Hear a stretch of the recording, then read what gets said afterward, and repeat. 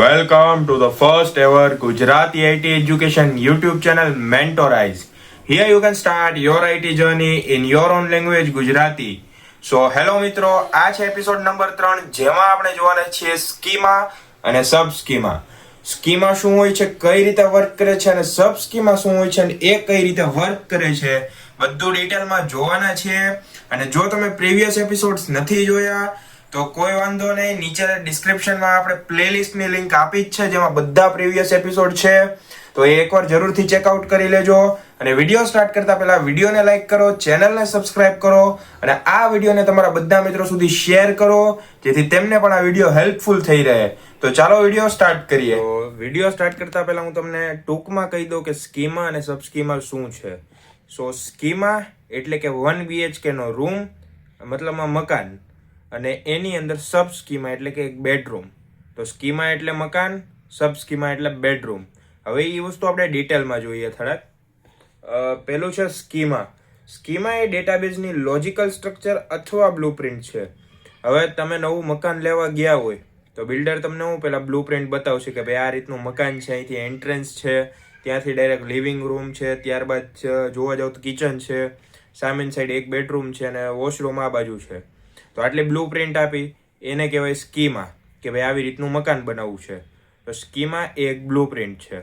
Okay, જે બતાવે છે કે ડેટાબેઝમાં ડેટા કઈ રીતે ઓર્ગેનાઇઝ થયેલો છે. હવે તમે ઘણી વાર સ્ટ્રક્ચર જોતા હશો કોઈ પણ વસ્તુનું બ્લુ પ્રિન્ટ કે કાંઈ પણ, તો એમાં દર્શાવતા હોય કે જો આખી બિલ્ડિંગ બનાવી છે તો આ નીચે પાર્કિંગનો એરિયો છે આટલો, તો પાર્કિંગ કેટલા માળનું થાય, તો બેઝમેન્ટમાં છે, ઉપર છે ને પહેલા માળે પાર્કિંગ. તો આ 3 માળનું પાર્કિંગ થઈ ગયું, એટલે એટલું સ્ટ્રક્ચર થઈ ગયું કે ભાઈ 3 માળના પાર્કિંગ જોઈએ. એનાથી ઉપર સ્ટાર્ટ કરીએ ફ્લોર, તો બધાય ફ્લોર હોય, તો એના અલગ અલગ પેટર્ન બનેલા હોય કે ભાઈ એક માળમાં 2 ફ્લેટ આપણે સમાવવાના છે. તો એને સ્ટ્રક્ચર કરી દેતા કઈ રીતે ઓર્ગેનાઇઝ થવો જોઈએ ફ્લેટ, એક માળમાં 2 ફ્લેટ કઈ રીતે ઓર્ગેનાઇઝ કરવા, તો એ વસ્તુની ડેટાબેઝમાં કઈ રીતે ડેટાને ઓર્ગેનાઇઝ કરવો એ જોવાનું કામ સ્કીમાનું છે, એની બ્લુપ્રિન્ટ બનાવે છે. ત્યારબાદ છે ડેટાબેઝમાં કઈ ટેબલ છે તે ડિફાઇન કરે છે, કે ડેટાબેઝની અંદર તમે કયા કયા ટેબલ મૂક્યા છે એ ડિફાઇન કરે છે, એની અંદર શું છે એ પણ ડિફાઇન કરે છે.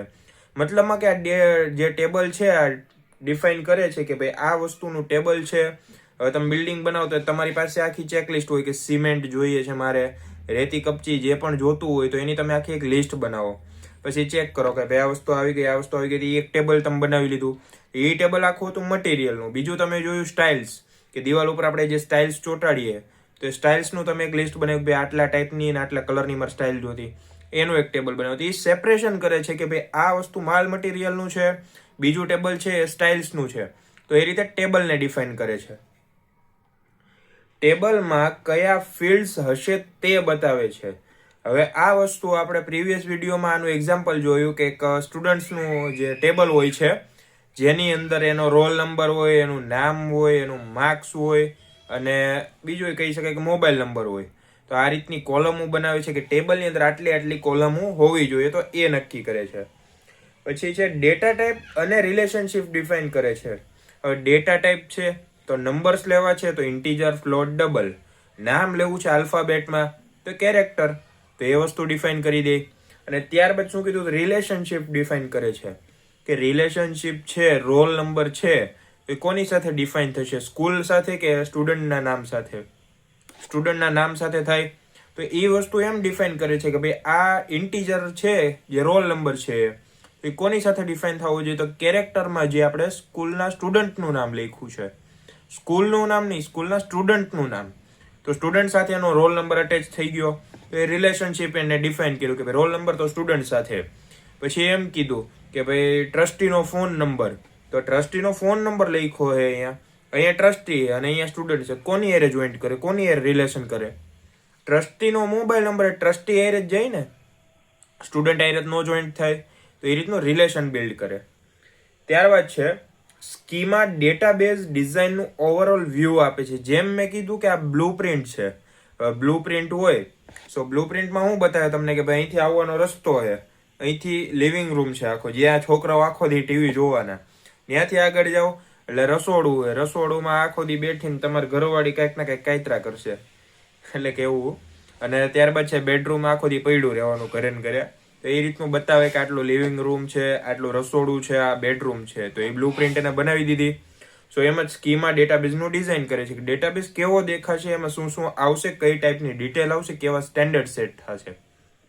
ત્યારબાદ છે યુઝરને એકચ્યુઅલ ડેટા દેખાતો નથી, સ્ટ્રક્ચર દેખાય છે. હવે તમે બ્લુ પ્રિન્ટ જોઈ હોય, સો તમે બ્લુ પ્રિન્ટ જ જોઈ, તમે મકાન જોયું જ નથી હજી, તમને ઉપરથી બતાવી દીધું ભાઈ આવું મકાન હશે. તમને ખબર છે એકચ્યુઅલીમાં કેવું મકાન છે, કેટલું મોટું છે, કેવી દિવાલો છે, કેવા દરવાજા છે, તમે કાંઈ જોયું નથી. તમે ખાલી એક નકશો જોયો, બ્લુ પ્રિન્ટ જોઈ છે, એને કહેવાય સ્કીમા. હવે ઇમ્પોર્ટન્ટ શું છે આ સ્કીમાની ડેટાબેઝની અંદર? છે તો ખરા, અસ્તિત્વ ધરાવે, પણ હું આ કાંધું કાઢે એ તો જોવું પડશે ને જરીક. સો ડેટાબેઝ ડિઝાઇન ક્લિયર બનાવે છે. હવે એ તો બનાવવી પડે, નકર શેઠિયોને લાત મારીને કાઢી મૂકે કે ભાઈ તે અહીંયા નકશો હરખો બનાવ્યો ને ક્લાયન્ટ હું તંબુરો આપણું ઘર લેવાના છે. તો એમાં ડેટાબેઝ હોય એને ક્લિયરલી ડિઝાઇન કરવું પડે કે ભાઈ આટલો ડેટા અહીંયા રાખશું, આટલો ડેટા અહીંયા રાખશું, અને બાકીનો ઇમ્પોર્ટન્ટ ડેટા છે એ ઉપર રાખશું. તો ગમે તે ડેટા ગોતવો હોય તો ઇઝી પડે એ વસ્તુ આપને. તો ક્લિયરલી એનું ડિઝાઇન કરવું પડે ડેટાબેઝ. ત્યારબાદ છે ડેટા કન્સિસ્ટન્સી મેન્ટેન કરવામાં મદદ કરે. રોજનો ડેટા તમે રોજ ભરતા હોય કે ભાઈ ગઈકાલે તમે જે ક્લાયન્ટ આવ્યા એનો ડેટા ગઈકાલની શીટમાં નાખ્યું, આ જ ક્લાયન્ટ આવશે એમાં તમે આજની શીટમાં નાખશો, અને આવતીકાલે જે ક્લાયન્ટ આવવાના છે તો એના માટે એક નવી શીટ બનાવશો, એમાં એનો ડેટા એન્ટર કરશો.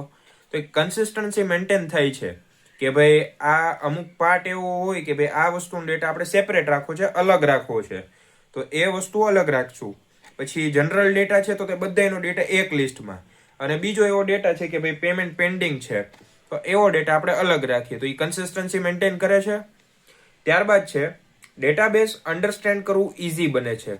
હવે પ્રોપર સ્ટ્રક્ચર હોય, ડિઝાઇન પ્રોપર હોય, તો તમારે સમજવામાં હું એમ જોવું પડે કે ભાઈ અહીંયા દિવાલ નાખી છે કે ભાઈ ખાલી એમણે કોર આવી ગઈ. નકશો જે રીતનો બનાવ્યો છે કે રીતસરનો એમાં બતાવે કે આ દિવાલ છે, આટલી રૂમ છે, આટલો લિવિંગ રૂમ છે, રસોડું નાનું છે, સંડાસ બાથરૂમ નાનું હોય, મતલબ વોશરૂમ નાનું હોય, એ રીતનું બધું તમને બતાવી દેતા હોય પ્રોપર. તો હું તમને આમ કન્ફ્યુઝન થવાની છે કે ભાઈ આ વસ્તુ આવી છે કે આવી છે, બધું તમને કહી જ દીધું હોય એને.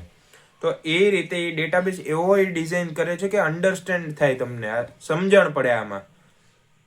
ત્યારબાદ છે લાર્જ ડેટાબેઝ મેનેજ કરવું સરળ બને છે.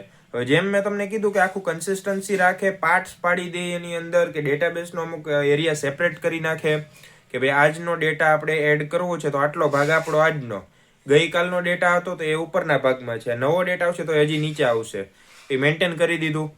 ત્યારબાદ છે મલ્ટિપલ યુઝર્સ માટે કોમન સ્ટ્રક્ચર પ્રોવાઈડ કરે છે. મલ્ટિપલ યુઝર, એક કંપનીમાં એવું જરૂરી નથી કે એક જ યુઝર હોય, 10 યુઝર હોય, 15 યુઝર હોય, 50 યુઝર એવું હોય. તો એ કઈ હવે એક કમ્પ્યુટરમાં આવીને એમ નહીં કે લાય ભાઈ તારો ડેટા લાય મારે એડિટ કરવો હોય, એમ નહીં કે. એ શું કરશે, મને તારા કમ્પ્યુટરનો એક્સેસ આપ, હું મારી રીતે ડેટા એડ કરી દઉં, હું સેવ કરું એટલે તારામાં આવી જાય. તો મલ્ટિપલ યુઝરને આનો એક્સેસ મળી ગયો. તો એ રીતે ડિઝાઇન કરે કે ભાઈ એક નહીં, ડબલ યુઝર યુઝ કરી શકવા જોઈએ, 3 યુઝર પણ યુઝ કરી શકવા જોઈએ. સો આ છે સ્કીમા.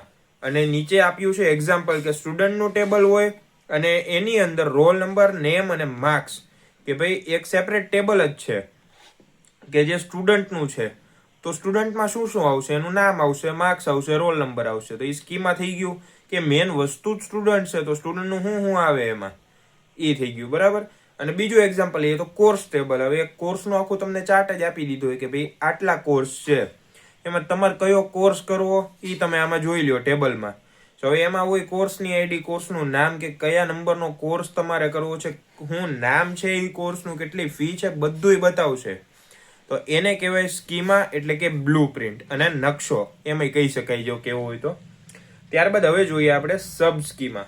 સો સબ સ્કીમા, તો સ્કીમાની અંદરની ડિટેલ, એને કહેવાય સબ સ્કીમા. જેમ મેં તમને સ્ટાર્ટિંગમાં જ કીધું હતું કે સ્કીમા અને સબ સ્કીમા શું છે. સ્કીમા 1 BHK નો આખો ફ્લેટ છે અને સબ સ્કીમા એની અંદરની બેડરૂમ છે અથવા લિવિંગ રૂમ છે અથવા રસોડું છે, તો એને કહેવાય સબ સ્કીમા. હવે એ આપણે ડીપલી જોઈએ થોડુંક.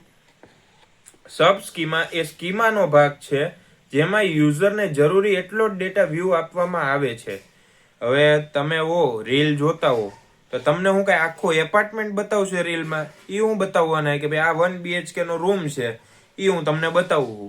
એ તમને એક સ્પેસિફિક ભાગ જ બતાવે જેટલો બતાવવા જેવો છે. એમ નહીં કે ભાઈ આખી બિલ્ડિંગનો નજારો ઉતારીને તમે અહીંયા લાવો પછી આપણે એડિટ કરીને પછી બતાવી યુઝરને બિલ્ડિંગનું કામ નથી, એને ખાલી એનું ઘર જોવું હોય કે ભાઈ આપણે આવું ઘર લેવાય કે ન લેવાય. કામની વસ્તુ હોય જેટલી બતાવવા જેવી એ બતાવે, વધારાનું કાંઈ નથી બતાવતા. તો એને કહેવાય સબ સ્કીમા. સ્કીમાનો સબસેટ છે એટલે કે સ્કીમાની અંદર આવે છે. ત્યારબાદ છે સ્પેસિફિક યુઝર માટે ડિઝાઇન થયેલું હોય છે. હવે તમે સમજો કે 3 BHK નું તમારે ફ્લેટ લેવો છે. હવે એવા 4 બિલ્ડિંગ બન્યા છે આજુબાજુમાં. પેલું બિલ્ડિંગ 1 BHK, બીજું 2 BHK, ત્રીજું 3 BHK, ચોથું 4 BHK. તો 4 બિલ્ડિંગ બન્યા. તમારી સ્પેસિફિકેશન 3 BHK ની હોય. હાલો તો તમે કઈ બિલ્ડિંગ લ્યો 4 માંથી? આ ત્રીજી જ લેવાના. કેમ? 3 BHK ની સ્પેસિફિકેશન હતી. તો તમે એની પાસે જશો, એની પાસે ઓલરેડી 3 BHK અવેલેબલ છે. તો તમારી જે જરૂરિયાત હતી એ પૂરી થઈ ગઈ આમાં, અને એને જે વેચવાનું હતું એ તમને વેચાઈ ગયું. તો આમાં એવું જ કીધું છે કે સ્પેસિફિક યુઝર માટે ડિઝાઇન થયેલું હોય, કે યુઝરને જેવું જોતું હતું એવું મળી ગયું, એવું ડિઝાઇન થયેલું છે. ત્યારબાદ છે યુઝરને લિમિટેડ ડેટા એક્સેસ આપે છે. હવે તમે એક બિલ્ડિંગમાં રહેતા હોય તો તમને તમારા ઘર પૂરતો એક્સેસ આપે, લિફ્ટનો એક્સેસ આપે, ટેરેસનો એક્સેસ આપે, પ્લસ પાર્કિંગનો એક્સેસ આપે. હવે તમને શું કે ઓલા સામેવાળાને ઘરનો એક્સેસ આપવાના છે? નહીં આપે ને. કે નીચે ઓલી વોચમેનની ઓયડી પડી હોય, એની રૂમ હોય, એનો એક્સેસ તમને આપશે? નો આપે ને. તો તમારી રૂમ જેટલો તમને એક્સેસ આપ્યો છે. તો સબ સ્કીમા એટલે કે સ્કીમાનો એક ભાગ, સ્કીમાના ભાગની અંદર એટલે કે સબ સ્કીમામાં એક લિમિટેડ એક્સેસ, કે બધુંય તમને નહીં મળે, અમુક જરૂરની જ વસ્તુ. ત્યારબાદ છે ડેટા સિક્યોરિટી મેન્ટેન કરવામાં મદદ કરે છે. હવે જે તમને કીધું કે ભાઈ આટલો સ્પેસિફિક વ્યૂ જ બતાવે છે, બધુંય નથી બતાવતા. તો હવે આપણે શું સિક્યોરિટી જોતી હતી? કોઈ પ્રાઇવેટ ડેટા ન જોઈ શકવું જોઈએ કંપનીનો, તો આપણે બતાવતાય નથી એને હું બતાવી કે ભાઈ સ્પેસિફિક આટલો ભાગ જોતું. હવે આ ડેટા સિક્યોરિટી એટલે હું તમને નોર્મલી કહું કે ભાઈ તમે તમારા સામે એક હજી ફ્લેટ છે, એક માળમાં 2 ફ્લેટ છે. આ એક તમારું, એક તમારા પડોશી. હવે એવું થાય ક્યારે કે તમે અહીંયા બાંધતા હોય ઘરમાં, સામે વાળો તમને આમ જોઈ શકે દિવાલની આરપાર? ન જોઈ શકે ને. કેમ? કારણ કે દિવાલ આપી છે એ તમારી પ્રાઇવસી છે, કે ભાઈ એક યુઝર પોતાની આ દિવાલની અંદર છે તો એનું શું કામ છે બીજી દિવાલ વાળો ન જોવે. ડેટાની પ્રાઇવસી થાય. તો એની જેમ જ કંપનીમાં જે ડેટા બતાવવાનો છે એ જ બતાવશે, બીજો કાંઈ ડેટા દેખાશે જ નહીં. એટલે સિક્યોરિટી મેન્ટેન થઈને રહે એમાં. હવે ત્યારબાદ છે કે ડેટા ડિફરન્ટ યુઝર માટે ડિફરન્ટ સબ સ્કીમા હોય છે. મેં જેમ તમને હમણાં સમજાવ્યું કે 4 બિલ્ડિંગ છે, 1 BHK, 2 BHK, 3 BHK અને 4 BHK. જેને જેવી જરૂરિયાત એમ જ જવાનો છે. 4 BHK વાળો 1 BHK માં નહીં જાય. કેમ? કારણ કે ઘરમાં એટલા જનાવર ભેગા થયા ને, ભેગું જ ન થાય આમાં. અને જે 1 BHK વાળો છે એ 3 BHK નહીં લે. કેમ? કેમ કે એક તો એનું બજેટ એટલું નથી, પ્લસ એટલા મોટા ઘરની જરૂર નથી, અને બીજું કઈ તો હોજરી નથી. તો ડિફરન્ટ યુઝર માટે ડિફરન્ટ સબ સ્કીમા હોય. એમ સમજી શકાય કે ભાઈ મોટા ઓફિસમાં એક નાની જગ્યા છે, જેટલી જેને આપવા જેવી હતી એટલી આપી.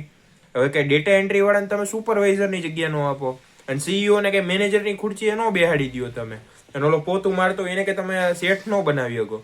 જેની જે જગ્યા છે એટલી જગ્યા જેને આપવામાં આવે. સો હવે ત્યારે જોઈએ ઇમ્પોર્ટન્સ ઓફ સબ સ્કીમા, કે સબ સ્કીમાનું શું ઇમ્પોર્ટન્ટ છે.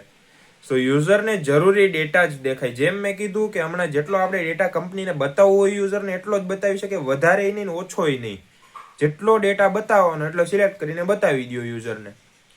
ત્યારબાદ છે સેન્સિટિવ ડેટા હાઇડ કરી શકાય. મેં જેમ કીધું કે કંપનીનો એક એવો ડેટા છે, પ્રાઇવેટ ડેટા છે, કે કંપનીના એમ્પ્લોય છે એને આઈડી છે, કંપનીના એમ્પ્લોયનો પાસવર્ડ છે, એની અંદર એની સેલેરી સ્લિપ્સ પડી છે, એની અંદર લીવ પેન્ડિંગ પડી છે, બધો એક કંપનીનો ડેટા છે, આખો એમ્પ્લોયનો છે. પછી કેટલો એક્સપેન્સ કર્યું, કેટલી ઇન્કમ થઈ, કેટલું રિટર્ન ભર્યું, બધો ડેટા કંપની પાસે હશે. એ કાંઈ બધું નહીં બતાવે તમને. તમને હું બતાવશે તમારે જેટલી જરૂર છે એટલી જ વસ્તુ એ કંપનીવાળા બતાવશે. એને કહેવાય સબ સ્કીમા. ડેટા સિક્યોરિટી ઇમ્પ્રુવ થાય કે ભાઈ એકબીજાની વસ્તુ એ જોઈ ન શકે, કાં તો કંપનીની પ્રાઇવેટ ડેટા એ ન જોઈ શકે. ડેટાબેઝ કોમ્પ્લેક્સિટી યુઝર માટે રેડ્યુસ થાય છે. હવે જેમ કીધું કે કંપનીવાળા તમને જરૂર પૂરતો ડેટા બતાવે. હવે એ ડેટા કેવો બતાવશે? તમને યુઝફુલ હોય એવો, તમને સમજાતો હોય એવો, અને આગળ તમે એમાં ઇમ્પ્લિમેન્ટ કરી શકો એ વસ્તુમાં. તો એ ઇઝી ડેટા બતાવશે કે તમને આમ બહુ હાર્ડ રોકેટ સાયન્સનો ડેટા નહીં બતાવે. વધીને હું બતાવશે, હાલો તમે ફાઇનાન્સની કંપનીમાં લોન માટે અપ્લાય કર્યું, હું બતાવશે કસ્ટમર નંબર બતાવી દેશે, કેટલી લોન લીધી એ બતાવશે, કેટલા પર્સન્ટેજ ઉપર લીધી એ બતાવશે, કેટલા ઈએમઆઈ ભરવાના છે આપણે, ટોટલ ઈએમઆઈ ના નંબર્સ, પછી દર મહિને કેટલો ઈએમઆઈ આવશે રૂપિયામાં એ તમને કહે છે.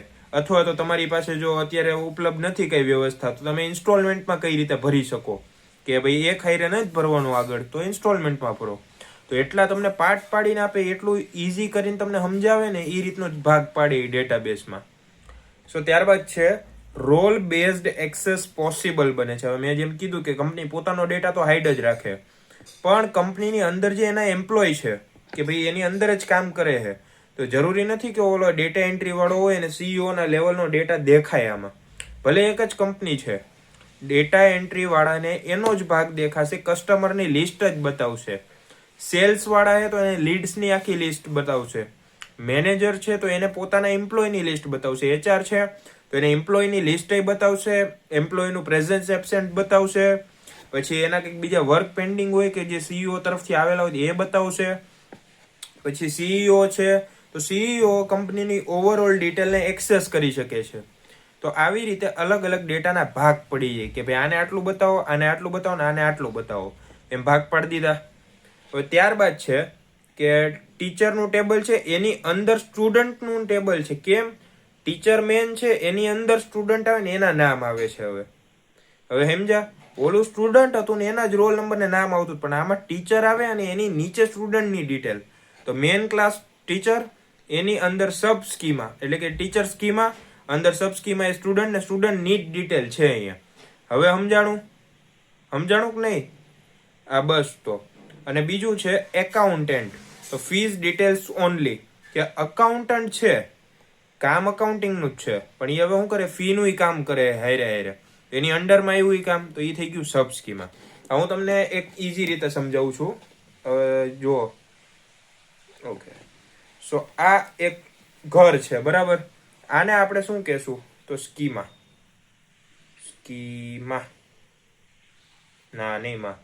આ થઈ ગયું સ્કીમા. અને હવે તમને મેં કીધું એમ કે એક સિંગલ પ્રોપર વસ્તુ હોય કે ભાઈ આટલો મેં ભાગ પાડી દીધો તો એ થઈ ગયો સ્કીમા, પણ એની અંદર હજી હું ભાગ પાડીશ. હવે હું તમને એમ કહું કે ભાઈ આ એક બિલ્ડિંગ છે, બરાબર? તમે અહીંથી એન્ટર થાવ છો અને આમાં ટોટલ કેટલા માળ છે તો જોઈ લઈએ. આ 1, આ 2 અને આ 3 માળ છે. હવે 3 માળ છે, બિલ્ડિંગ આખી છે, તો બિલ્ડિંગને તમે શું કરશો? બિલ્ડિંગ જ કહેશો. એમ તો નહીં કહો કે ભાઈ આ જો માળ હે આખો, તો બિલ્ડિંગ જ કહેશો. તો એ થયું સ્કીમા. હવે બિલ્ડિંગની અંદર ફ્લેટ છે એ કેમાં? તો માળમાં છે, તો એને કહેવાય સબ સ્કીમા. કે આ વસ્તુ છે જે એના ફ્લેટ છે, આ જુઓ, તો આને કહેવાશે સબ સ્કીમા. સમજાણું? હજી નથી સમજાણું? હજી એક એક્ઝામ્પલ આપું. આ એક રૂમ છે, આખું ઘર છે, અહીંયા મેન એન્ટ્રન્સ છે, બરાબર? હવે તમે અહીંથી અંદર આવ્યા એટલે આટલો લિવિંગ રૂમનો એરિયા હશે. તો આ લિવિંગ રૂમ આવી ગઈ. તો આ આખું ઘર છે એને કહેવાય સ્કીમા. અને હવે એની અંદર જે પાર્ટ પડે છે, આ જે લિવિંગ રૂમ છે, આ તમે જુઓ. ત્યારબાદ અહીંયા આવશે આટલો ભાગ કિચનનો આવે, તો આને કહેવાય સબ સ્કીમા. ત્યારબાદ હવે સમજો કે ભાઈ તમે અહીંથી રસોડાનું પાર્ટેશન પૂરું થયું ને અહીંયા સાઈડમાં બેડરૂમનો દરવાજો નીકળે છે, તો બેડરૂમનો દરવાજો નીકળે, બેડરૂમ અહીંયા હજી આવી જાય, એટલે આ સમજો કે સ્કીમાના ભાગમાં જ છે. તો બેડરૂમ અહીંયા આવી ગઈ, અહીંયા ટોયલેટ બાથરૂમ અટેચ, અને ત્યારબાદ અહીંયા જાઓ એટલે ચોકડી આવે બહારની સાઈડ, તો આને કહેવાય સબ સ્કીમા. ઘરની અંદર રૂમ એટલે કે sub schema. Okay, so I hope કે તમને આ સમજાઈ જ ગયું હોય છે. નો સમજાણું હોય તો વિડીયો રિવાઇન્ડ કરીને જોઈ લ્યો, કેમ કે આ વસ્તુ તમારી એક્ઝામમાં આવી શકે કે ભાઈ difference between schema and sub schema, અથવા એમ પૂછી શકે તમને કે explain schema and sub schema with suitable examples. તો આ રીતના ક્વેશ્ચન પણ આવી શકે. તો આ ટોપિક કરવાનું ભૂલતા નહીં, થોડોક આઈએમપી છે અને શીખવા જેવું હોય છે. આમાં કંઈ એવું રોકેટ સાયન્સ નથી કે ભાઈ નો આવડે. તો આઈ હોપ કે આવડી તો ગયું જ હશે તમને બધું. અને જો વિડીયો પસંદ આવ્યો હોય તો વિડીયોને લાઈક કરો, ચેનલને સબસ્ક્રાઈબ કરો અને આ વિડીયોને તમારા બધા મિત્રો સુધી શેર કરો, જેથી તેમને પણ ભણવામાં ઇઝી થાય, સરળતા પડે. તો મળીએ નેક્સ્ટ વિડીયોમાં.